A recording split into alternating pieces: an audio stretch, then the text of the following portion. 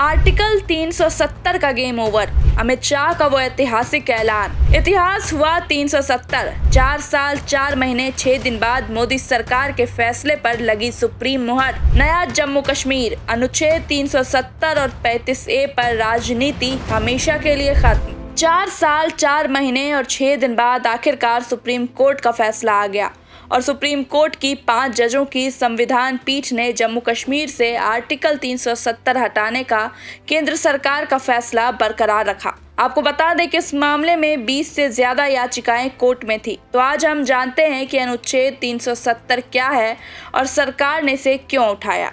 बता दें कि 2019 में जम्मू कश्मीर को विशेष राज्य का दर्जा देने वाला अनुच्छेद 370 खत्म कर दिया गया था। सुप्रीम कोर्ट के फैसले के कारण 4 साल बाद ये अनुच्छेद फिर चर्चा में आ गया। इससे पहले कोर्ट में अनुच्छेद 370 हटाने की चुनौती दी गई थी। इससे जुड़ी 20 से ज्यादा याचिकाएं कोर्ट में थी, जिसको लेकर 11 दिसंबर सोमवार को फैसला आया।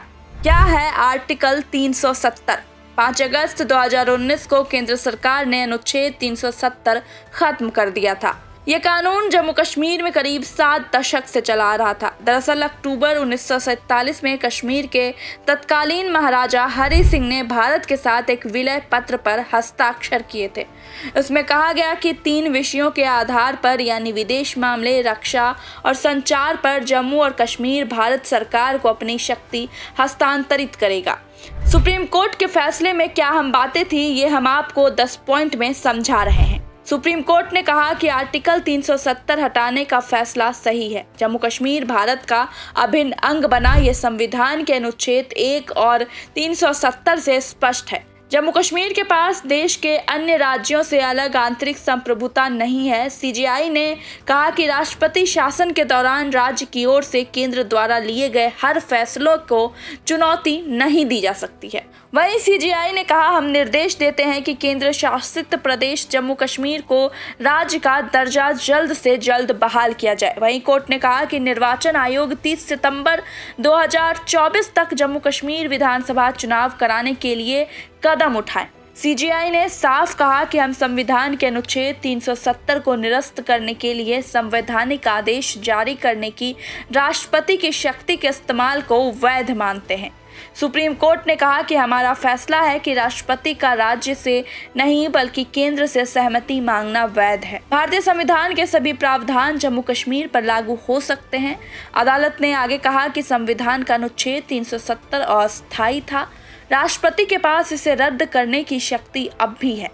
जम्मू कश्मीर में युद्ध की स्थिति के कारण संविधान का अनुच्छेद 370 अंतरिम व्यवस्था थी। जम्मू कश्मीर की संविधान सभा की सिफारिश राष्ट्रपति के लिए बाध्यकारी नहीं थी। चीफ जस्टिस ने आगे कहा कि जब जम्मू कश्मीर की संविधान सभा का अस्तित्व समाप्त हो गया तो जिस विशेष स्थिति के लिए अनुच्छेद 370 लागू किया गया था उसका भी अस्तित्व समाप्त हो गया। अदालत ने अगस्त 2019 में जम्मू कश्मीर से केंद्र शासित प्रदेश लद्दाख को अलग करने के फैसले की वैधता को भी बरकरार रखा। कोर्ट ने कहा, जम्मू कश्मीर की संविधान सभा को अस्थायी निकाय बनाने का इरादा कभी नहीं था।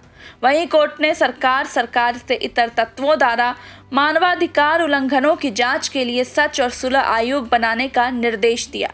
जस्टिस कौल ने फैसले में कहा कि अनुच्छेद 370 का उद्देश्य जम्मू कश्मीर को धीरे धीरे अन्य भारतीय राज्यों के बराबर लाना था। सुप्रीम कोर्ट ने याचिकाकर्ताओं की उन दलीलों को खारिज कर दिया कि राष्ट्रपति शासन के दौरान केंद्र द्वारा कोई अपरिवर्तनीय कार्रवाई नहीं की जा सकती है। सीजेआई चंद्रचूड़ ने कहा कि सुप्रीम कोर्ट को जम्मू कश्मीर में राष्ट्रपति की घोषणा की वैधता पर फैसला देने की आवश्यकता नहीं है, क्योंकि याचिकाकर्ताओं ने इसे चुनौती नहीं दी है। आज के इस खास पेशकश में इतना ही। बाकी की और भी खबरों के लिए देखते रहिए मीडिया वाला।